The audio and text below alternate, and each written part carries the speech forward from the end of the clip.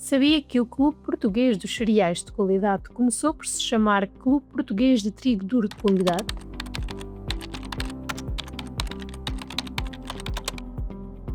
O trigo duro serve para fazer massas alimentícias. O trigo mole serve para fazer farinhas, para fazer pão. São duas coisas distintas. E, naquela altura, a política europeia do trigo duro era completamente diferente e era uma política que a Europa defendia porque precisava de trigo duro. Nomeadamente os italianos precisavam de trigo duro. E o trigo duro era muito acarinhado.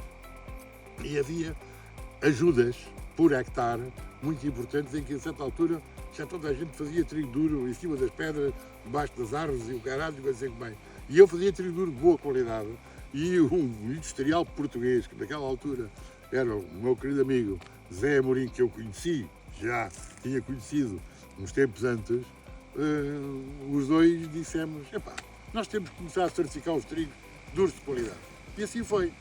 E o Clube Português dos Cereais de Qualidade, hoje, o primeiro nome dele foi Clube Português de Trigo Duro de Qualidade. E nós certificámos os lotes do trigo duro, para separar o trigo do joio, está a ver? E assim começou o clube. E os lotes que iam para as massas da Nacional, que não era da Nacional ainda, era da Amorim Lage, lá em cima, no Porto da Baia, começaram a ter todos certificados. Depois, entretanto, isto ao fim e ao cabo, foi o advento na agricultura do socioprofissionalismo, que eu sempre defendi. Era a fileira completa, era a investigação belga, era a fileira Ampoc, era a indústria através da Amorim Lage naquela altura. Portanto, tínhamos uma socioprofissional barata, sem sócios, sem cotas, sem sócios, sem custas, porque o clube sempre funcionou na base da Ampoc e funcionava e continua a funcionar, com duas Assembleias Gerais. Uma no campo, na altura das ceifas, em que os industriais aqui vinham e viam as ceiaras que iam comprar, e outra em casa dos industriais, depois das ceifas, em que nós fazíamos as previsões da campanha seguinte e ao mesmo tempo conhecíamos os industriais. Isto tem a sua razão de ser.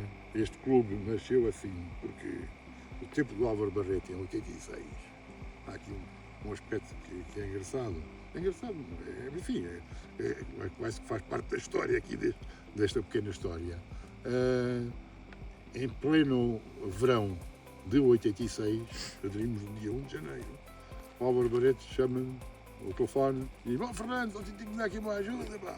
Os gajos da comissão estão a apertar connosco, porque nós estamos com o monopólio dos cereais através da EPAC, isto não pode ser de maneira nenhuma e nós temos que arranjar aqui, fazer sem falta algumas transações no mercado privado dos cereais.